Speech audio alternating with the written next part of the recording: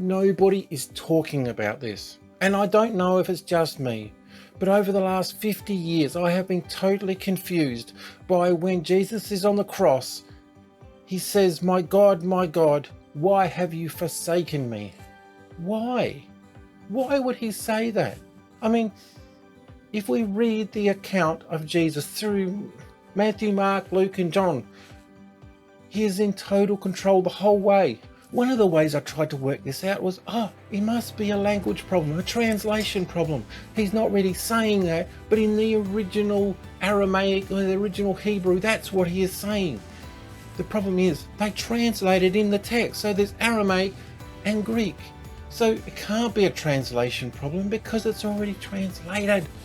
And a couple of weeks ago, I was watching something and there it was.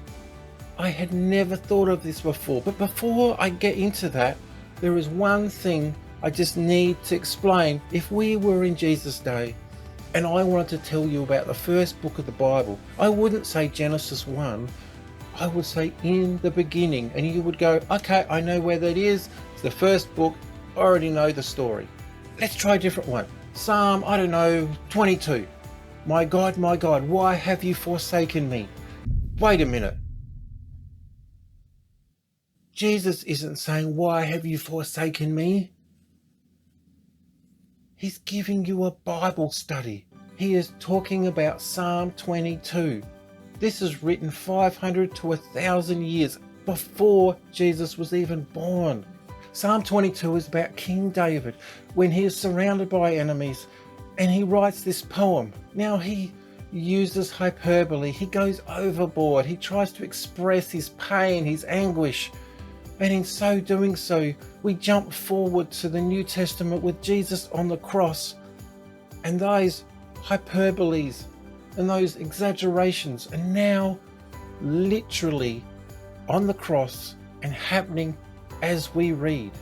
And at the end of Psalm 22, that last verse, it jumps out to right now, to this very moment in itself, to you, to me.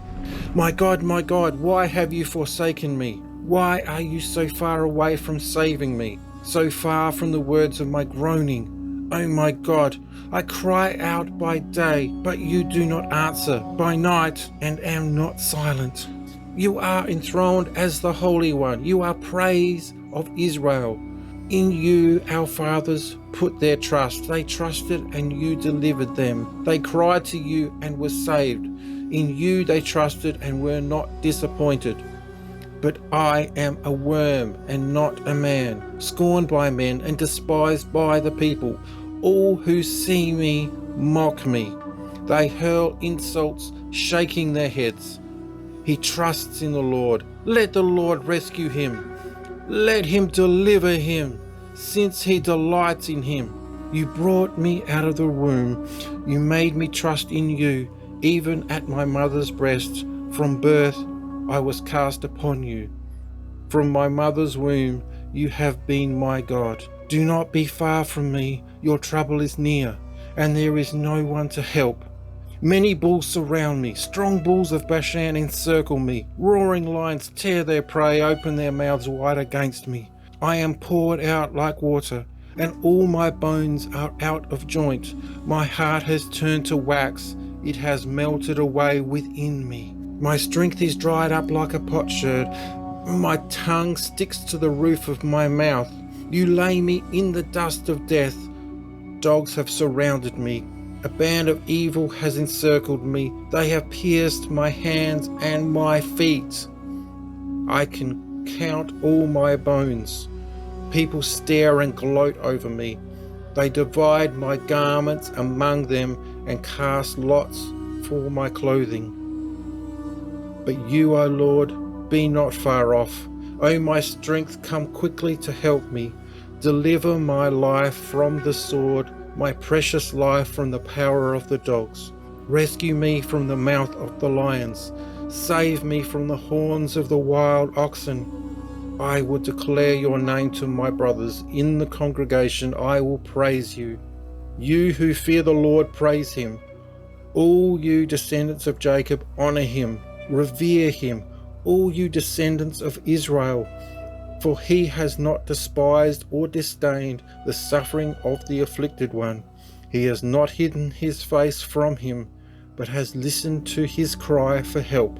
From you comes the theme of my praise in the great assembly. Before those who fear you will I fulfill my vows. The poor will eat and be satisfied. They who seek the Lord will praise him.